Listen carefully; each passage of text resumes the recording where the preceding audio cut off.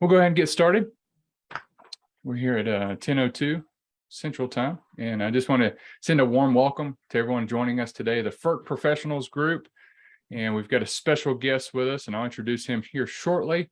But for today's meeting, we will be going over the digital transformation and modernization of energy regulation. And just give you a quick overview of our agenda today. We'll walk through just a brief welcome, and you'll hear from our founder and CEO, Hudson Hollister, with an insider news update. We just launched a special product earlier this month, and I'd love for Hudson to share just a few brief moments of that, and then we'll get to our key guest speaker, Chairman Neil Chatterjee, and then we'll open it up for a Q&A. And I will be monitoring a little bit of the chat box just to see some questions that may come in. Hopefully we'll have a great discussion throughout this presentation. Then we'll have some closing remarks towards the end. So with that, I just want to say welcome. Welcome back. This is something that we've been excited about, bringing back the FERC Professionals Group. It's just a great place where FERC professionals can come together. And this is the reason why we're here. It's a great way to network. It's a great way to hear others' expertise in this particular field, and then being able to share knowledge, share insights, and have just good conversation. And that's essentially why we created this group. And it's a great way just to share that and through this platform. Now I would love to remind you just to join us in our LinkedIn community. If you're not in LinkedIn, that's okay too. We still try to keep everyone super plugged in via email. But we have a lot of active conversations that are taking place within our LinkedIn community.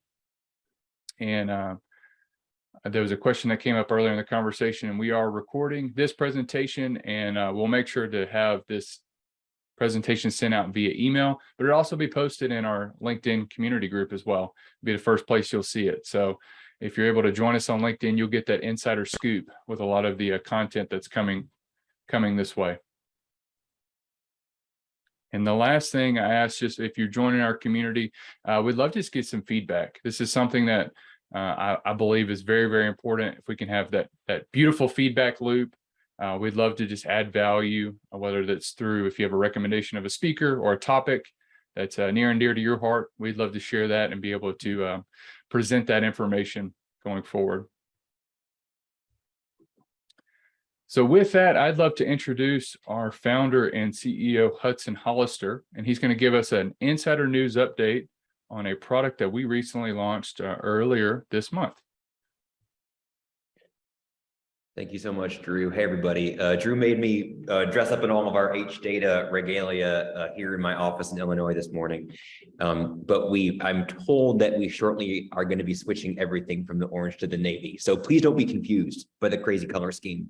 I am so excited to welcome all of y'all to our July meeting of the FERC Professionals Group. I'm excited to see a good crowd, and I'm particularly honored that we're joined by Neil Chatterjee, who served as chairman of the FERC until last year. Chairman Chatterjee's leadership is one of the reasons why we're here, as we're going to hear a bit more about. Under his leadership, the FERC started to digitally transform the way that regulated energy companies report their finances and their operations by adopting the XBRL format for the annual and quarterly filings. That new digital format is what makes it possible for us to offer the H-Data platform, what makes it possible for us to help regulatory professionals manage and understand their information. 15 days ago, we made a big jump toward that future. And Drew, with apologies to you, I want to share my screen real fast. I'm going to pull this up, and then we can go back to that slide after I share. And there we go. I am sharing my screen now.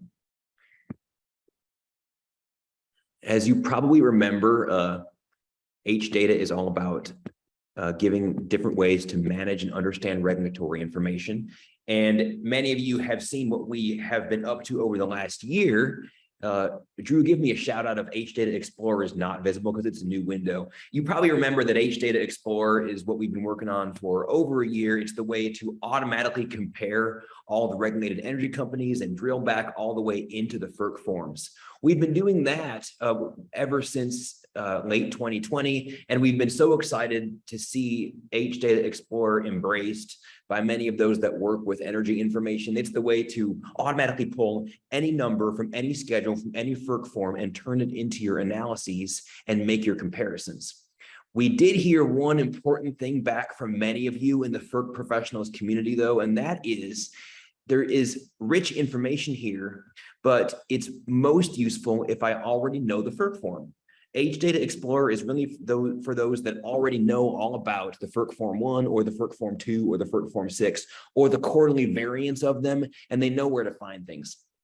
Our customers started asking us for ways to get important understanding out of regulatory information without having to know what each of the schedules of each of the FERC forms look like. So in January, we began building a new tool, and 15 days ago, we launched it. It's called H-Data Insights. H-Data Insights builds all of the analysis around your problems, not around your FERC forms. As you can see, we've got dashboards that are arranged around plant efficiency, operation and maintenance expense, cost of service analysis. Each of these is aimed at helping energy regulatory professionals answer their questions without necessarily having to know where all those answers are found in the specific line items of the specific schedules of the specific FERC forms. We would love to be able to show this to you in more detail. It comes from your feedback. We're onboarding 3 energy companies and 1 utility commission onto H-Data Insights this week. So we would love to add you to that number. If you have any questions about H-Data Insights, feel free to get in touch with Drew at the FERC Professionals Group, and we can set you up with a demo. In a minute, I'm going to turn things back over to Drew so that he can introduce our featured speaker. But I want to convey one more time that all of these changes, all of these ways to interact with energy regulatory information, all this is made possible because of the digital transformation. And if we can look ahead to other kinds of energy regulatory forms being transformed from old-fashioned PDFs into modern structured data, we can envision even more ways to make your job easier as you deal with regulatory information. With that, I'm going to stop sharing my screen and I'm going to turn things back over to Drew. Awesome. Thank you, Hudson. I appreciate that great overview there. And like Hudson mentioned, we launched H-Data Insights on July 11th, and it is that business intelligence tool that is around the problem instead of just being able to be around the FERC form. And as Hudson mentioned, there's plenty of other items, insights that you're able to pull from. We call those drivers. And we have a lot of things. I mean, you got plant efficiency, transmission line report, operations and maintenance, and there's many more. And there's going to be more that's coming. And that's the exciting part. And if you're interested in something like that, please feel free to reach out, and we'd love to show you a demo of that. Well, with further ado, I'd love to introduce our guest speaker today. It's Neil Chatterjee. He is the former commissioner and chairman of the Federal Energy Regulatory Commission and has a deep ties to Washington and across the industry with extensive expertise across the energy landscape, both domestically and internationally. We'll touch on that here momentarily. While at the FERC, Neil champions several strategic initiatives, including streamlining and improving the FERC's liquefied natural gas application review and approval process, bolstering power grid reliability and resilience, and boosting renewable resources' ability to compete in regional power markets, and for the reduction of carbon emissions. Prior to his time with the commission, Neil served as an advisor to Senator Mitch McConnell, and where he aided in the passage of major energy, highway, and agricultural legislation. Neil has also had experience working as a principal in government relations for the National Rural Electric Cooperative Association, and he began his career as a staff member on the House Committee of Ways and Means. Welcome, Chairman Neil Chatterjee. Thanks for joining us. Thank you so much for having me. Absolutely. Well, Chairman Chatterjee, we'd love to start with a little bit of your experience leading up to the FERC. So tell us a little bit about the leading aspect of being on the commission and being a chairman at the FERC, and tell us a little bit about that experience. Yeah, look, I was so fortunate to have the opportunity to serve the commission and the country, both as a chairman and a commissioner, during a really exciting time in our energy landscape. You know, we're obviously in the midst of a amazing transition that's taking place, and it is a transition that provides both opportunities and challenges. And I think FERC has always played a critical role in our energy policy dialogue. I used to joke around with Secretary Perry that I thought the Department of Energy was actually misnamed, that it should be the Department of Science, because that's DOE's principal purview, is oversight of the scientific laboratories, and that it was in fact FERC that was the country's principal and premier energy regulatory body. He, of course, in his typical Texan folksy way, would just roll his eyes and dismiss me. But FERC has always played a critical role in this space, and I think that the issues surrounding the energy transition really put it even more so in the spotlight.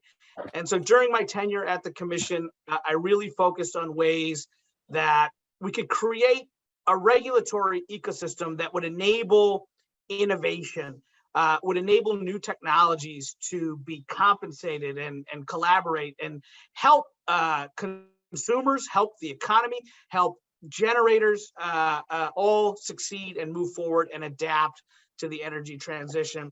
And so a lot of my focus at the commission was directed towards, finding efficiencies, removing pre-existing barriers to allow innovation to thrive, and also just modernizing our processes. Look, FERC is an old school, quasi-judicial, hidebound agency, and modernizing basic FERC practices takes time and takes effort and takes a lot of work with the staff.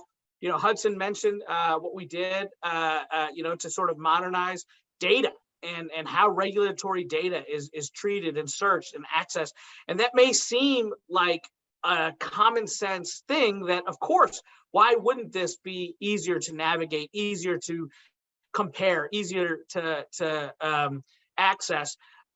Who would want an old school PDF that's unsearchable when you could use the advances that we've had in the software space? Well, you would be surprised how long such a process takes at an agency like FERC. I think the process began in 2015. I was fortunate enough to be the one that completed it in 2019, but it took 4 years to navigate. And so I'm really proud of a lot of the efforts that we pursued during my tenure at the commission, both from a policy standpoint to advance the energy transition, but also from just a basic bringing the commission into the 21st century when it comes to technology and data and software.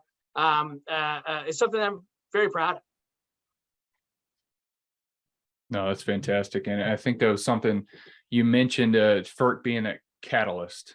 So what, from your perspective, how does that make an impact with the future of digital transformation you're seeing in energy regulation?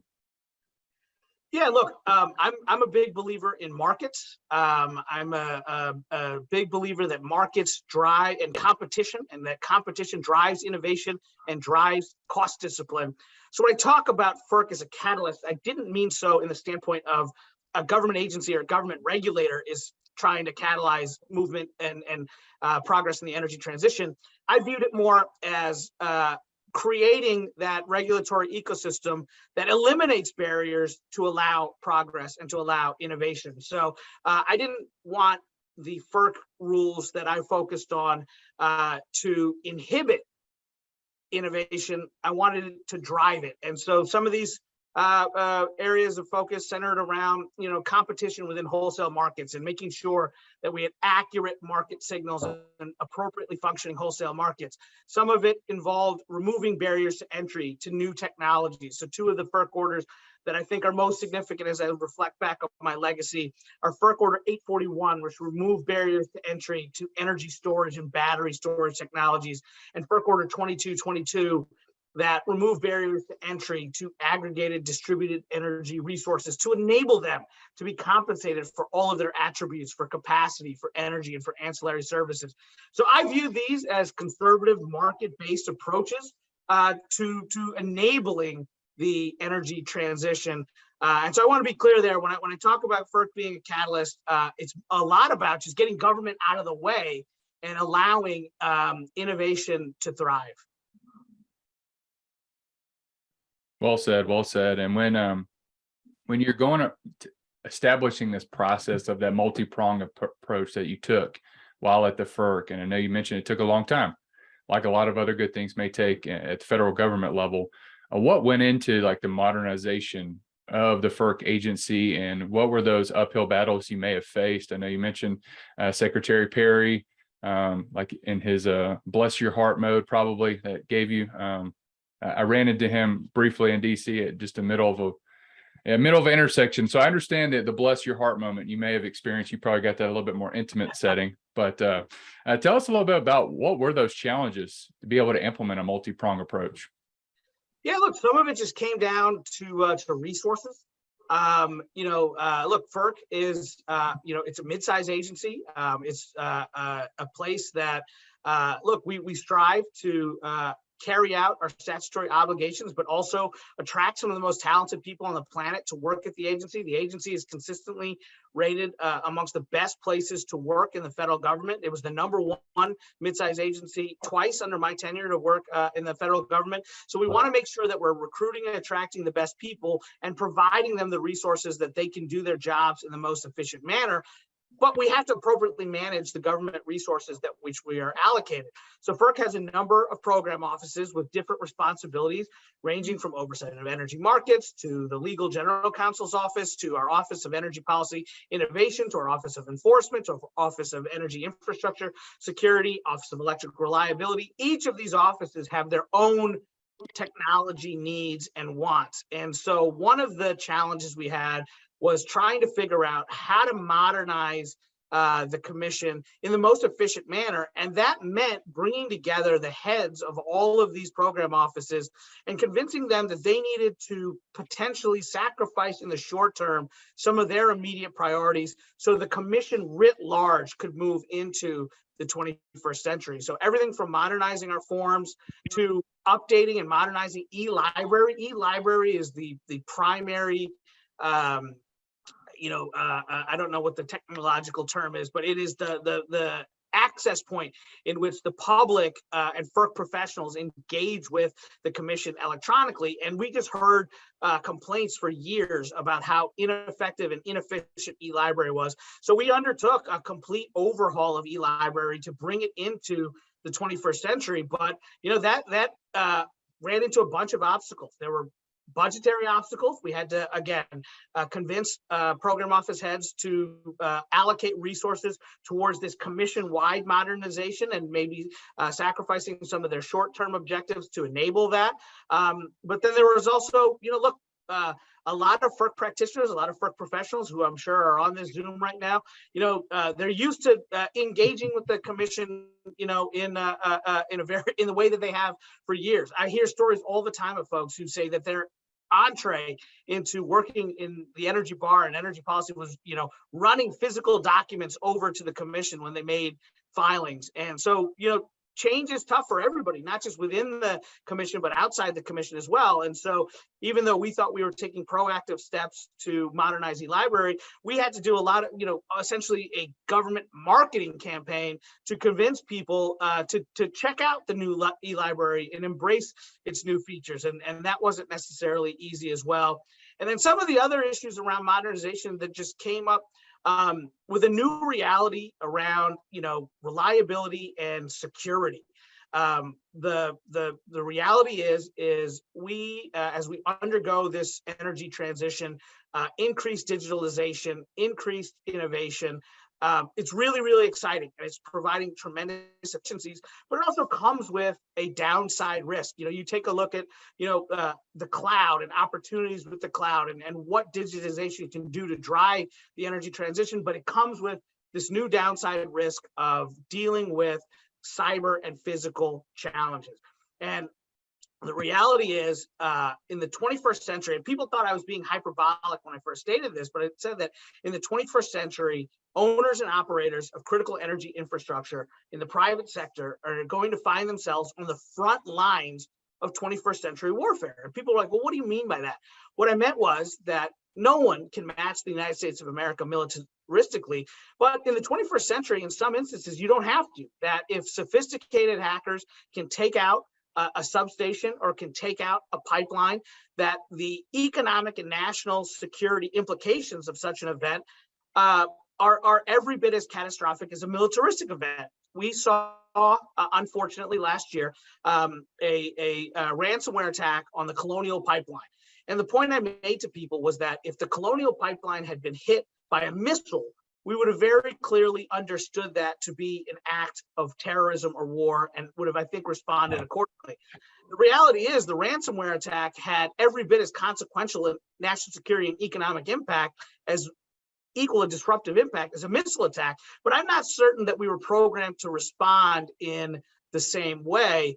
And I think that is a new reality that those of us in the energy space are having to contend with. So one of the things that I had to deal with was bringing us into that new reality. And what I found was something as basic as a security clearance. I was briefed by an official at a pipeline company who said that he got a briefing from ODNI at the lowest classified level saying that his system was vulnerable, but he didn't have anyone in his operation that had a high enough clearance to even get access to the classified material necessary to know where to invest to protect the system. FERC has always been a receiver of intelligence, but we didn't have a seat at the table at the intelligence committee. We had to go to DOE to get briefings. We didn't even have a SCIF in the building that was capable of holding and storing classified information. And so part of the modernization came into just recognizing that in the commission's role as being the primary reliability overseer, we had to be roped in a new way of thinking into intelligence and security matters. And that involved IT security as well.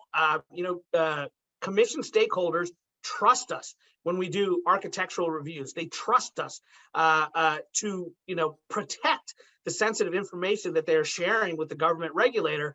And in this new era of digitization, it forced us to take really aggressive steps to modernize, to make sure that we could protect this critical information that we were entrusted with. So a lot of this was just evolving to the new realities of the energy transition from a security standpoint, from a reliability standpoint, and bringing along the technology to keep apace with this transition. Well said. I don't think it's ironic that, or a coincidence that Becky Blaylock said something very similar about cybersecurity last month on our FERC professionals group meetings. That said that was one of her biggest fears 20 years ago at Southern Company. And you said that you may have seemed like you were being inflamed with speaking as if you're talking out of the backside of your head. But I know Becky said the same thing, that she seemed like she was in panic mode. But really, that is a direct threat. And I appreciate you being conscious of that with a lot of the rollouts of the strategic plan you put together. And I do want to highlight a little bit. We got some awesome questions in the chat. If you have some more of those, please feel free to drop those in the chat area. And I wanted to switch gears momentarily before we get to some questions. And Chairman Chatterjee, I'd love to see on the impact of energy policy. I know you were on Fox News recently, just talking about different policy things, but how does this digital transformation or modernization transfer to the impact of energy policy going forward? I think it enables it. I think that the advancements and efficiencies that are going to be created by increased digitalization, increased sophistication in this space, just provide opportunities. One of the big things that the commission is undertaking right now is a potential overhaul of transmission and enabling the grid of the future to be put into place. to deliver critical clean energy resources to where the demand is, to develop a modern grid that is flexible and nimble in the face of extreme weather or physical attacks, that is resilient and reliable. And I think digitization can really provide some great insights into that, so we can do a more sophisticated analysis that, basic O&M might not cut it anymore. We might have to go beyond that, and we can use data and analysis and technology and digitalization to make the most efficient and effective investments. Look, these are huge CapEx projects, and everything from incentives to the Commission's ROE methodology to making sure we get siting and cost allocation and planning right to get through the interconnection queues. I think digitalization, technology, and access to data will better enable all of that. And that's just one example of a huge policy initiative that I think will only benefit from the advances we've had in digitalization and technology. It's fantastic. I appreciate you sharing that. And I want to go into the question area. We've got a few questions pop up, and I want to make sure we get some opportunity to answer those. This is from Ross. We got two questions from Ross. We'll look at the first one. FERC is proposing transmission owners implement dynamic line rating, or DLR, but I've heard that there's significant pushback by downstream users of that data that will have to significantly modify their process and systems. So the question is, do you see this as a significant barrier to implementation? And if so, how do we overcome it? Yeah, that's a great question. And this was something that I was proud to kick off during my tenure at FERC. We started with a technical conference and, basically brought in stakeholders to speak to, the opportunities that can come from dynamic line ratings from, it's an example of modernization and technology-driven innovation. But as I mentioned throughout, sort of the theme here is we got to make sure we get these policies right. And I'm sensitive to the fact that downstream users may have some concerns, and that's why the FERC process is the way that it is. And I can tell you, it can be frustrating how long it takes to get through the FERC process. But when it comes down to it at the end, FERC staff, especially, they make sure we get things right. And ultimately, regardless of who's in charge of the commission, who the chair is, FERC chairs are very, focused on the legal durability of the actions that we take to move forward. And so sometimes it can be hard. Look, the gap in time from when we issued FERC Order 841 on batteries to a comparable order in 2222 on aggregated DERs, it took 3 years in between. But during that 3-year process, we went through the legal challenges to 841, and we ultimately found ourselves in much stronger footing when we issued FERC Order 2222. And I think the same thing could play out when it comes to advancements on something like dynamic line ratings. I have confidence in my colleagues at the commission and in the staff to do it right and to achieve that balance. And there's always counterparties and there's always resistance to the rulemaking process to FERC orders. And I think the commission does a good job of sorting through the comments and reply comments and challenges that are brought to ensure that ultimately what gets through is legally durable, because what would be, I think, not in the best interest of anyone would be to ram through a policy that ultimately gets upended in the courts or overturned in the future. I think FERC has played a really important role the last decade in particular in being a beacon of stability in an otherwise volatile regulatory landscape. What do I mean by that? You look at US EPA. EPA went one direction under the Obama administration, completely different direction under the Trump administration, now whipsawing back in the opposite direction under the Biden administration. When you're trying to make long-term investment decisions in this space, it's maddening to try and peg it to regulatory policy changing with the swinging back and forth of the political pendulum. FERC's not like that. FERC is an independent bipartisan agency that has a comprehensive and deliberative process, and that ultimately at the end of the day, the changes that comes out of the commission are incremental. And that may be frustrating sometimes, but it also leads to stability. And I think that stability and regulatory certainty is so important right now. Fantastic. And we're going to switch gears momentarily. Ross, we'll come back to your second question. We'll give you a little bit more of a lighthearted question from Hudson is when it comes to modernizing the FERC's internal process and management, do you have a favorite moment or memory or more interesting, do you have a least favorite moment to remember? I know you mentioned 841, 22 is something that's near and dear to your heart, but do you have a favorite or least favorite memory? Yeah, I think they're combined, right? And I love this story, and I won't embarrass the particular individual, but there's a long time FERC practitioner, and when we modernized, the commission's methodology, this individual came in to meet with me to express frustration, and this is somebody who I consider a friend and mentor. And this person came to express frustration about some of the changes that were being made. And the person wanted to share an email that they had received from someone else expressing similar frustration, pulled out their device, their iPhone, pulled up the email, went over to my copy machine, put the device on the copy machine, copied the screen, scrolled, put it down again, copied the screen, and handed me 2 sheets of paper because this individual couldn't figure out how to forward me the email from the device. And so that is both my favorite and least favorite moment, because it just showed both the opportunities and the challenges that come with modernizing technological processes. It's probably one of those just wow moments. Like it was fun. And then I went on to show the individual how they could have forwarded me the email, and they were like, wow, I didn't know that button existed. There you go.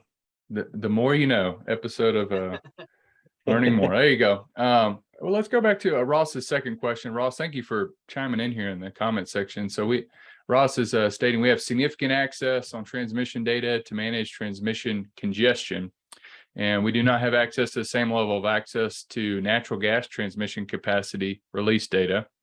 The question is, how can we get access to the data to avoid congestion issues, and how can we marry the data to electricity transmission data?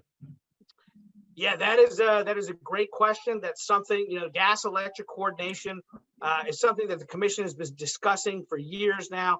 My former colleague, Commissioner Phil Moeller, was kind of leading on this during his time at the commission. Look, without getting into the weeds of a complicated matter or getting in front of my colleagues, I'll simply state, Ross, this falls into similar category as your last question. It just takes time to move through these things.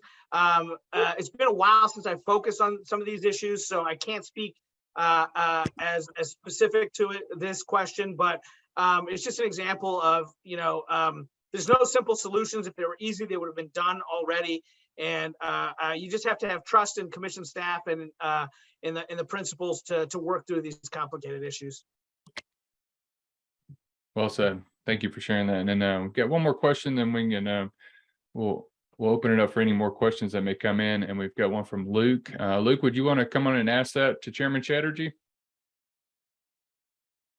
Yeah, sure thing. So I was actually really curious about what's the dynamic like between federal energy regulators like the FERC and then how they interact with state regulators. So I'm really interested in keying in on this idea of where do a lot of the innovative ideas in developing, especially data modernization and energy policy, come from? Does the FERC take some of these innovative ideas from the state regulators? Does it primarily come from the federal side of things? How does that dynamic usually work in your experience being a chairman? Yeah, that is a great question. And I think increasingly more than ever, it is important, super important for federal regulators to communicate constantly with our state regulatory counterparts. And, to me, look, we had an awkward period of time during my tenure at the commission where for the first time in a long time, we didn't have a former state regulator on the commission. We currently have 2, Willie Phillips and Mark Christie, both come from the state regulatory ranks. Willie from DC, Mark Christie from Virginia. But after Commissioner Rob Powelson, who came from the Pennsylvania Commission, departed, there was about a 3-year period where, I came from the Senate. Now Chairman Glick came from the Senate. Chairman Kevin McIntyre came from a law firm. Commissioner McNamee came from DOE. And so we didn't have a state commissioner on board. And then we all were getting pulled in different directions as the profile on the commission, the spotlight grew more enhanced. And so FERC commissioners weren't as present as at some of the state regulatory events through NARUC and the various regions. NARUC is the National Association of Regulatory Utility Commissioners. And so I think there was some concern, and also FERC was taking some actions, quite frankly, under my tenure in trying to bring some efficiencies to markets that put FERC at loggerheads with the states. But my colleagues and I all worked hard, and despite that, to do what we could to develop our relationships with our state regulatory counterparts. And where that really became essential was during the pandemic, particularly those early days of the pandemic, where we were concerned about reliability and the reliability of the grid, and just working together on issues like when they were coming up with exemptions for certain workers to work during those original days when when we shut down the country, getting linemen classified as essential workers who could go and do the work. That took close coordination with our state regulatory counterparts. And I was so appreciative that we had developed those relationships in advance. And I feel more confident than ever that the current iteration of the commission with 2 state commissioners present will only strengthen and enhance those. I'll note on these big transmission reforms that FERC is undertaking, they are taking great lengths to work in conjunction with the states to make sure that they get it right. And when you have that sort of relationship and that back and forth that enables for the free flow of ideas, you can get great ideas from the state level. We've got some tremendous thinkers in the state regulatory ranks who oftentimes bring their ideas to the commission. And we absolutely have utilized some of that input that we have gotten. Similarly, I was able to share some of the experiences that I had. I got some really cool experiences because of the work I did to bring FERC into the a little bit more closely into the intelligence community, to share some of that with some of our state regulatory counterparts who hadn't previously really focused on a lot of these issues. And so there's no question that is at the heart of cooperative federalism, right? Is that the federal government working closely with state counterparts, having those lines of communication open and available, and having that free flow of ideas. I really think the pandemic was so devastating on so many fronts, but one of the areas in which it was beneficial is I do think that we became far more adept at virtual communications. And so it used to be I would only see my state regular counterparts, periodically when at these meetings or when they would come to Washington. As we got more adept at virtual communications, I was in constant contact with state leaders all around the country, and my colleagues were as well. And I think those connections that were built will only be strengthened here into the future. Thank you. Thank you for sharing that.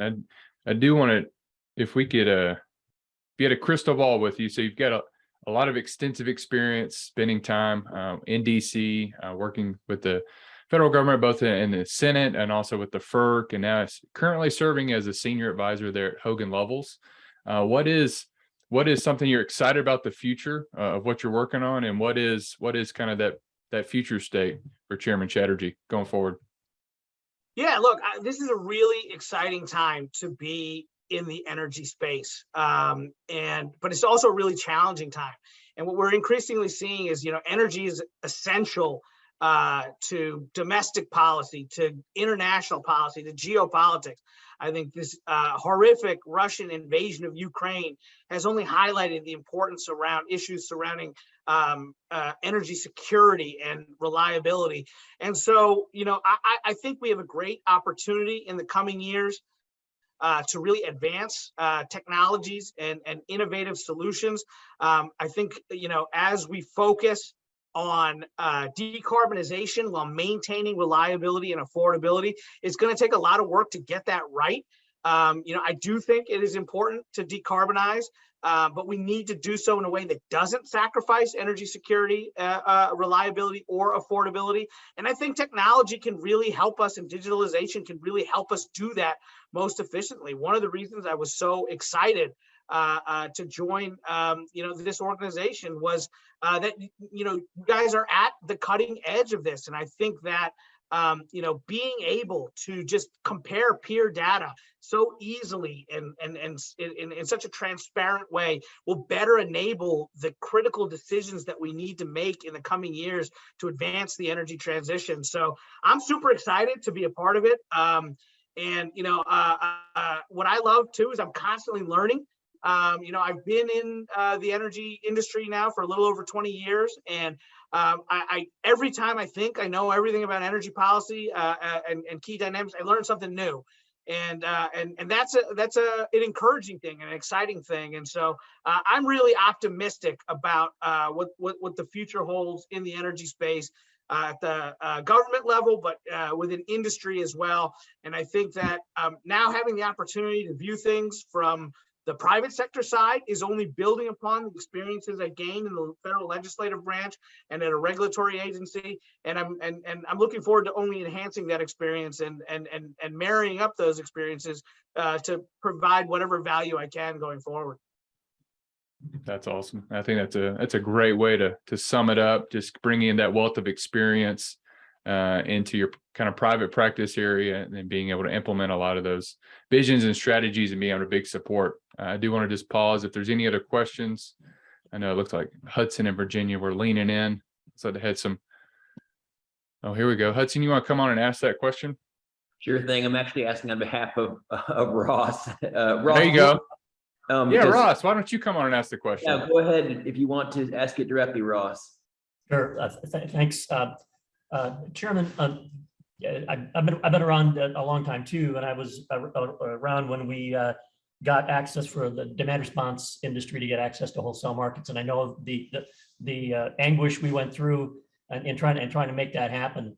In my opinion, FERC Order 22 was a huge achievement by the FERC, and giving DERs access to wholesale markets. I think we're going to have some of the same pain points we had with DR, given we're taking an asset that's on the retail side of the meter and delivering it to the wholesale market, and we've got two regulatory regimes to cross. So my question for you is, FERC Order 2222, requires asset owners or aggregators to be able to communicate topology, where they are in the grid, situational awareness of what's going on right now and who's in control of you, and a new term I had to study a little bit called primacy, which is basically control sharing of those assets. How do you see that working out and getting those things implemented on a local level?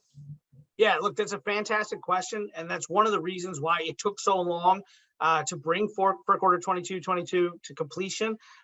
These are really complicated behind the meter questions that we wanted to make sure that we got right, that we wanted to make sure that we were on strong legal footing.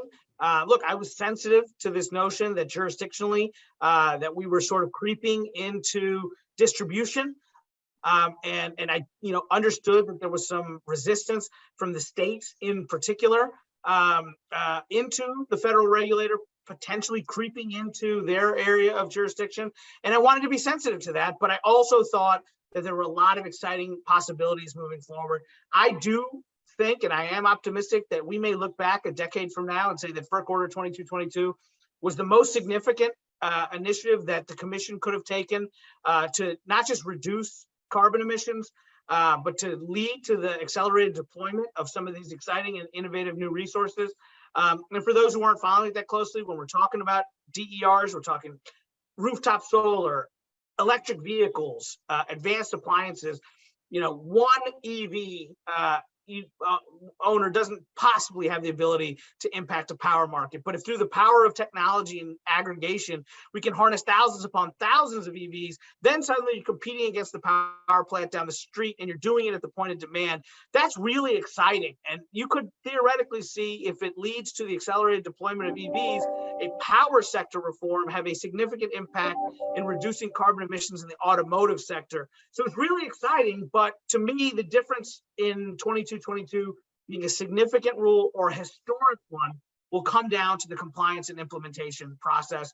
It's undergoing right now. We're seeing some of the RTOs and ISOs say they need a lot more time to answer some of the complicated questions, Ross, that you raised. To me, look, they're legitimate questions, and I think we do need to proceed with caution. But I also think that, you know, some of the RTOs, the timeline that they're asking for is way too elongated. They can do it faster. They need to do it right. And I think they need to work with the commission to make sure they get it right, because these are complicated questions. But I just want them to do it a little bit more expeditiously. Thank you. Awesome. That's a great spot to land right there. And thank you everyone for chiming in and being able to share that info. And I'll just close it out with, we have just one more announcement that briefly share that we have the H-Data library. If you're not familiar with that, I do want to share, we talked about e-library connection, and I do want to just pause and thank you, Chairman Chatterjee, for your time and your interaction with our group. This has been one of the more engaged groups we've had on FERC Professionals group meeting, and I just really appreciate everyone's questions and engagement throughout this process. And we do have an opportunity, if you're interested in the H-Data library, you can go to hdata.us and search library there. It's a freemium option, so you can definitely just register today, and you can have access to the past 11 years of FERC data all in one spot and easily access that information today. And with that, I know we've got a lot of questions coming in, but we will have a follow-up piece to this. This will be recorded, be sent out. And I just wanted to say thank you for joining us today, and we hope to see you soon at our August meeting, and be on the lookout for the date that's coming for that. So everyone, hope you have a great day. Thanks for joining us. Thanks, Chairman. Thanks, everybody. Thank you.